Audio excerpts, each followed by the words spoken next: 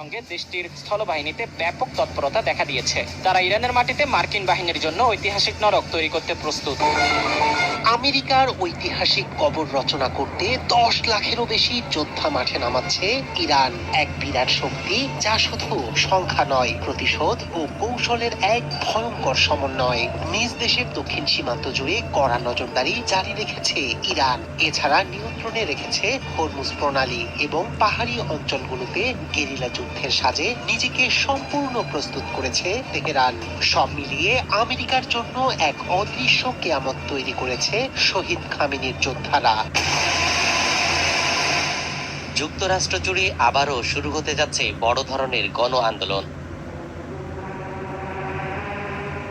No Kings নামের এই কর্মসূচির মাধ্যমে প্রেসিডেন্ট ডোনাল্ড ট্রাম্পের বিরুদ্ধে দেশ জুড়ে প্রতিবাদের ডাক দেওয়া হয়েছে।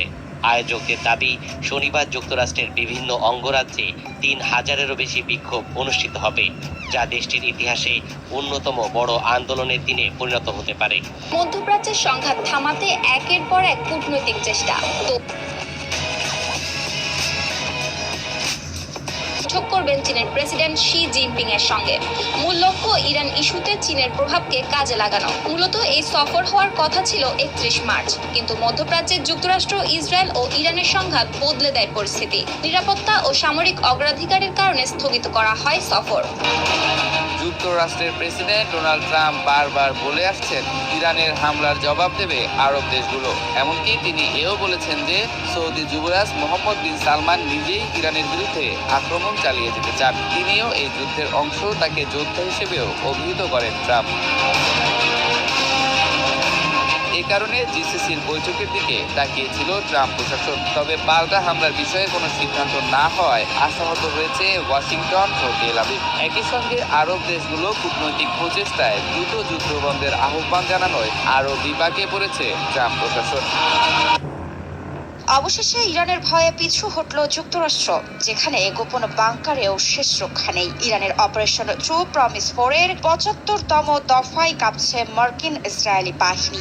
লুকিয়েও বাঁচবে না কেউ। আইআরজিসির এমন হুমকিতে আতঙ্কে মার্কিন ইসরায়েলি সেনারা। তবে কি 75তম দফায় এসে ইরানের গেম চেঞ্জ? ফেসে যাচ্ছে বিশ্বমোড়ল যুক্তরাষ্ট্র থেকে শুরু করে দখলদার ইসরায়েল। আর এরই মাঝে ট্রাম্প জানিয়েছেন ইরানের জ্বালানি স্থাপনা ও বিদ্যুৎ কেন্দ্রে হামলা 5 দিনের জন্য স্থগিত। তবে কি ভয় পেলেন মার্কিন প্রেসিডেন্ট ডোনাল্ড ট্রাম্প? মার্কিন প্রেসিডেন্ট ডোনাল্ড ট্রাম্পের শান্তি প্রস্তাব সরাসরি প্রত্যাখ্যান করেছে ইরান। সেই সঙ্গে ট্রাম্পের চুক্তি কাছাকাছি এমন দাবিকেও উপহাস করেছে তেহরান। যুক্তরাষ্ট্রের পাঠানো 15 দফা প্রস্তাবের মধ্যে শুরুতেই ছিল ইরান যেন পারমাণবিক শক্তি আর বৃদ্ধি করতে না পারে, তারা যেন ক্ষেপণাস্ত্রের পরিধি সীমিত করে এবং হরমুজ প্রণালী আবারও যেন খুলে দেওয়া হয়। তবে ইরান এসব দাবি প্রত্যাখ্যান করে জানায় এতে বাস্তব শক্তির ভারসাম্য প্রতিফলিত হয়নি। তাদের বক্তব্য, ইরানের নিজেদের শর্ত পূরণ হলেই কেবল যুদ্ধের সমাপ্তি। এক হামলাতে আমেরিকার $1 বিলিয়ন সম্পদ ছাড়খাড় করে দিল ইরান। মধ্যপ্রাচ্যের শক্তির প্রতীক-খ্যাত কাতারের আল উদেইদ বিমান ঘাঁটিতে আঘাত হেনেছে ইরানের বিপ্লবী গার্ড বাহিনী বা আইআরজিসি। তাদের মিসাইল হামলার মূল লক্ষ্যবস্তু ছিল যুক্তরাষ্ট্রের আকাশ প্রতিরক্ষা ব্যবস্থার সবচেয়ে গুরুত্বপূর্ণ অংশ, একটি অত্যাধুনিক ও শক্তিশালী রাডার। 2013 সালে $1.1 বিলিয়ন ব্যয়ে স্থাপন করা এই রাডারটি ছিল আমেরিকার গর্ব। এর নাম ANFPS 132 ব্লক 5। এই রাডারটি ছিল মধ্যপ্রাচ্যের আকাশে আমেরিকার অতন্ত্র প্রহরী। দীর্ঘদিন ধরে যা অস্বীকার করে আসছিল তেহরান, এখন তাই যেন সময়ের দাবি।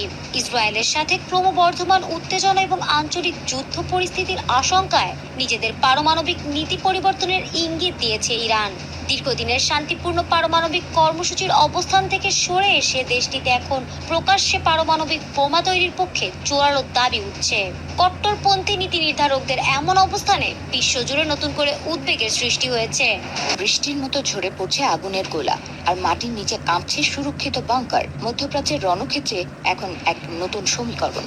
দীর্ঘদিনের সংঘাত এখন ভয়াবহ আঞ্চলিক